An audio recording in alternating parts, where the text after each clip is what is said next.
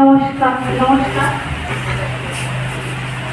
Press এবং অন্যান্য বিশিষ্ট অতিথিগণ এবং এই সিপাহীজলা থেকে জানাতে চাই আমাদের যে অন্নদাতা কৃষক ভাই ও বোনেরা আজকে যে এই আমাদের অনুষ্ঠানের মধ্যে এসছে। এসপি সিপাহীজলা, আমার কলিগ ডাইরেক্টর এগ্রিকালচার ডক্টর ফণী ভূষণ জামাতিয়া, অন্তস্থ তরুতে জল সিঞ্চন করবার জন্য বিশেষভাবে অনুরোধ করছি।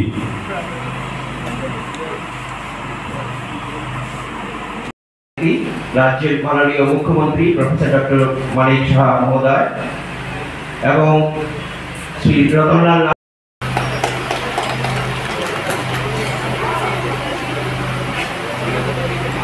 মহোদয়ের হাতে আমি সবাইকে অনুরোধ করবো হাততালির মধ্যে অনুষ্ঠানের শোভাকে আমারও বাড়িয়ে তোলার জন্য।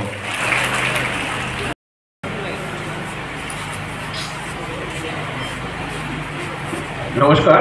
আজকে এই বিকশিত কৃষি সংকল্প অভিযান মহোদয়কে ওনার এই আলোচনার জন্য অনেক অনেক ধন্যবাদ জানাচ্ছি। তো চলুন এই পর্বে আমরা আবারও আলোচনার জগতে ফিরে যাবো। এবারে মাননীয় সচিব কৃষক ও কৃষক কল্যাণ দপ্তর এবং ডক্টর সিদ্ধার্থ সিং চলিনা মার্টি ব্লক থেকে।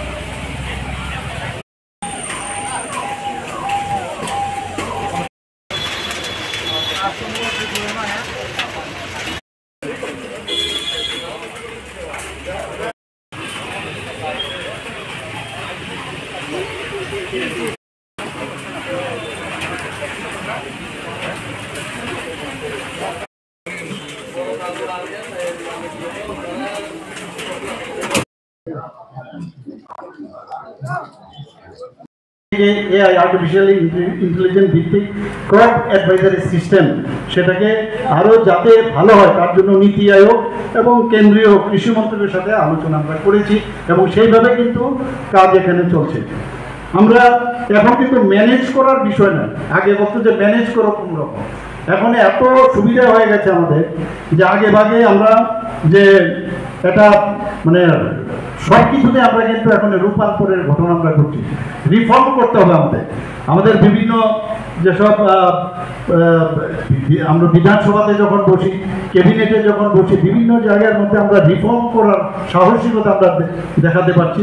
তো সেইভাবে আমরা এখানে বিকশিত কৃষি সংকল্প যে অভিযান তার মধ্যে আমরা রিফর্মের যে বিষয় সেগুলো আমরা আগামী দিন আমরা করব।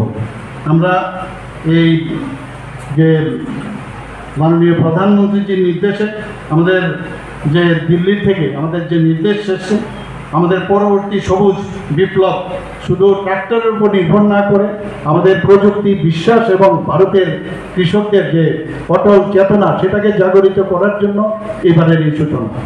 আমাদের আগামী দিন পুষ্টিগত অর্থনীতিতে উন্নতি করা, কৃষকদের আয় বৃদ্ধি করা এবং স্থায়িত্বের জন্য পার্মানেন্ট যাতে সম্পদ তৈরি হয় তার জন্য তার সংরক্ষণ করা, তার জন্য আমাদের কাজ করতে হবে। আমাদের 6টা কৌশল এর মধ্যে মাননীয় প্রধানমন্ত্রী নরেন্দ্র মোদীজি কৃষি মন্ত্রণালয়ের মাধ্যমে উনি বলেছেন কৃষির উৎপাদন বৃদ্ধি করা, খরচ হ্রাস করা, ন্যায্য মূল্য নিশ্চিত করা, যাতে ক্ষয়ক্ষতি কম করা যায় তার দিকে আমাদের নজর রাখতে হবে এবং বৈচিত্র্যকরণ, শস্যের যাতে আরও বৈচিত্র্যকরণ করা যায় এবং খাদ্য প্রক্রিয়াকরণ এবং তার মূল্য সংযোজন প্রচার করা এবং প্রাকৃতিক ও জৈব চাষে উৎসাহিত দেওয়া। আমাদের এখানে যা আমার কাছে ডাটা আছে, বর্তমানে রাজ্যের মোট কৃষকের সংখ্যা প্রায় 4,72,000 উপরে। তো মানে আমাদের যেটা মাননীয় প্রধানমন্ত্রীজি বারবার বলছেন যে অন্নদাতা তাদেরকে আমাদের দেখে রাখতে হবে, তাদেরকে বেস্ট যে আমাদের যে প্রযুক্তিগুলো তাদের কাছে আমাদের দিতে হবে। রাজ্যের কৃষকদের আয় আমি যেটা বললাম প্রায় 13,590 টাকা হয়েছে 2015-16 কত ছিল? প্রায় 6580 টাকা।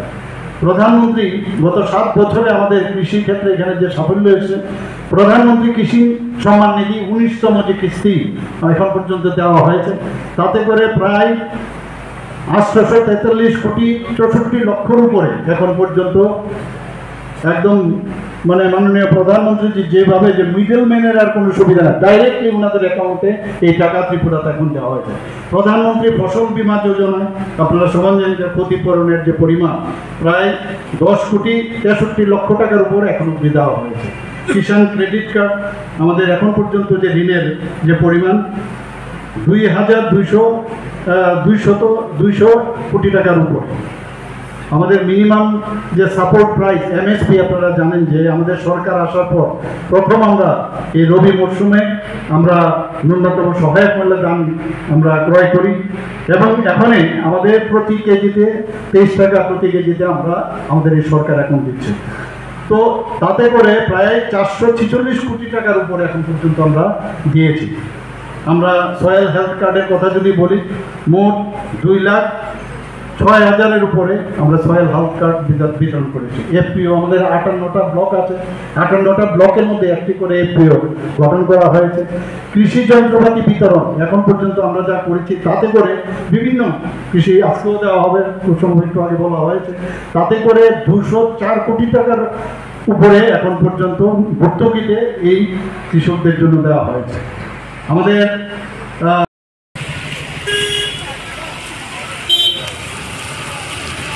প্রেস জানাতে চাই আমাদের যে অন্নদাতা কৃষক ভাই ও বোনেরা আজকে যে এই আমাদের